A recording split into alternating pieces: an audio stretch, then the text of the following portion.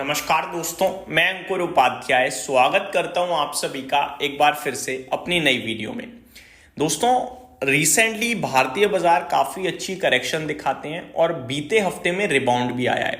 लेकिन अगर मैं बात करूं पर्टिकुलरली आईटी सेक्टर की, तो यहाँ कोई बड़ा रिबाउंड नहीं देखने को मिला है और आईटी स्टॉक्स में अभी भी प्रॉब्लम, दिक्कत, परेशानी दिख रही है।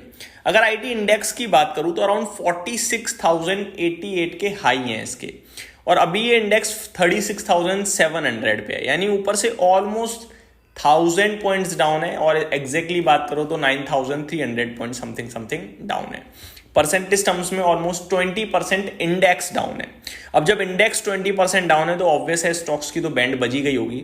तो एक एक करके मैं आपको पहले स्टॉक्स के नाम और गिरावट बताना चाहूंगा। अगर बात करें दिग्गज विप्रो की, तो 264 रुपीज का सीएमपी है, जिसमें ऊपर में 325 रुपए का भाव दिखा दिया है इस स्टॉक ने।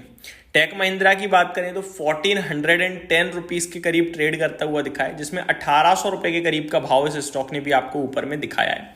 कोफोर्ज 7700 पे है, 10,000 रुपए तक का भाव दिखा दिया है। HCL टेक 1550 पे है, 2000 का ऊपर में भाव दिखाया है। इन्फोसिस सेम 1595 पे है, 2000 के करीब का हाई दिखाया है इसने।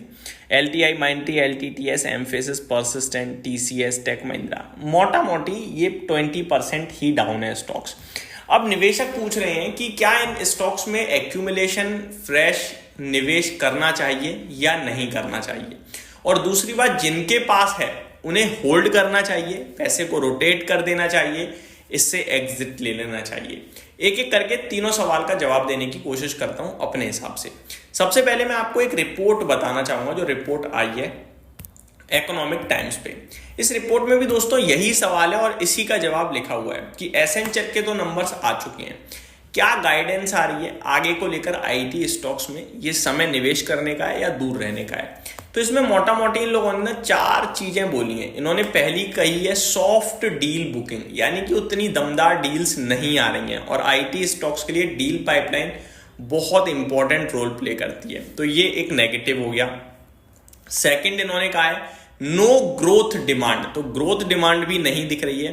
लिखा हुआ है Accenture's management indicated that the overall demand environment remains largely unchanged. Clients are prioritizing large-scale transformation programs, but discretionary spending remains subdued, especially for smaller deals.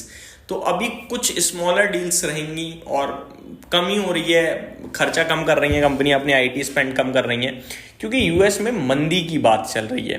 तीसरा, इन्होंने कहा है मैक्रो अनसर्टेनिटीज परसिस्ट, तो अभी यूएस में रेसेशन की बात कर रहा है कोई, तो ऐसे में क्या है कि आईटी स्पेंड रुक जाता है, कम कर देती हैं कंपनियां, तो ये भी एक नेगेटिव ही है मेरे हिसाब से।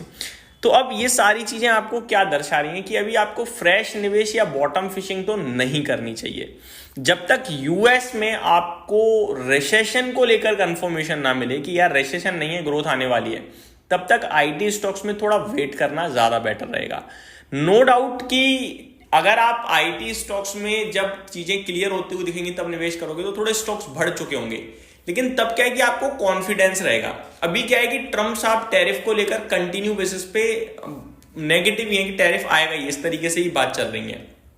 ठीक है, तो अब ये टैरिफ कैसे प्ले आउट करता है यूएस में, ये हमें समझ में आएगा अगले महीने से। और अभी अगर यूएस रेसेशन की बात करें तो ऑलमोस्ट जो एस्टिमेट परसेंटेजेस हैं वो 35% प्लस हो गई है कि रेसेशन आ सकता है, और इन्फ्लेशन बढ़ने के चांसेस ज्यादा दिख रहे हैं। अगर इन्फ्लेशन बढ़ता है तो फेड के लिए रेट कट करना भी मुश्किल हो सकता है, और आईटी स्टॉक्स इनका बड़े लेवल पे बिजनेस यूएस से आता है। तो मेरे को लगता है आईटी में भी फ्रेश बाइंग एक्यूमुलेशन वेट करना चाहिए, नहीं करना चाहिए। बात करें अगर जो है उसके बारे में, तो आपके पास आईटी, अब यहां पे मैं थोड़ा सा ना आपके साथ, आप ऐसा लगेगा कि भाई कंफ्यूज कर रहे हो, बट मैं आपको क्लियर बताना चाहूंगा। देखो, आईटी जो है वो लंबी रेस के घोड़े हैं, ये इन्हें हम छोड़ नहीं सकते हैं, ऐसा मेरा मानना है। लेकिन ये जो सिचुएशन है ये ऐसा है कि आईटी पे आपका जो वेटेज है वो कम हो जाना चाहिए। मान लो आपकी पोर्टफोलियो है, उसमें आईटी स्टॉक्स को कितना वेटेज दिया है आपने, ये मैटर करता है।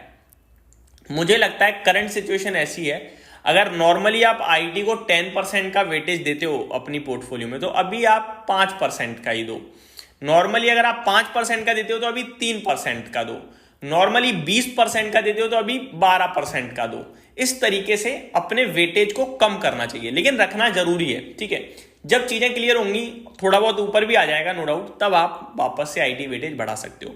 जो आईटी से फंड कट कर रहे हो वो ऐसी कंपनियों में डालो जो इंडिया ड्रिवन है, लाइक एफएमसीजी हो सकती हैं। एफएमसीजी में मैं कहूंगा कंज्यूमर डिमांड वाली में डालना, लाइक पावर कंज्यूम करने वाली कंपनियां हो सकती हैं, या आपकी सॉफ्ट बेवरेजेस या फिर ड्रिंक्स वाली लिकर स्पेस हो सकता है, गर्मी आ रही है भाई साहब, या फिर आपका ये एसी वाली कंपनियां हो सकती हैं। इस तरीके से आप अपने कंजम्पशन को प्ले कीजिएगा, ठीक है। या फिर फार्मा में Mankind pharma fully India driven है, बट वो वैल्यूएशन टर्म्स में थोड़ा देख लेना, बाकी वो कंपनी भी अच्छी है। तो ऐसी कंपनियां जो भारत ड्रिवन है, क्योंकि इंडिया एज इकोनॉमी ठीक दिख रही है, ठीक है। तो ये मेरी तरफ से आपके लिए हो सकता है, या फिर बैंकिंग फाइनेंशियल्स हो सकते हैं, ये ज्यादा बेटर रहेगा। वापस से आप जब चीजें यूएस में ठीक हो तो फिर आईटी पे वेटेज दोबारा बढ़ाइएगा, लेकिन अभी इस तरीके से प्ले करना चाहिए मेरे हिसाब से। उम्मीद करता हूँ डिटेल्स पसंद आई होंगी। Thank you so much for watching this video. Have a great day guys.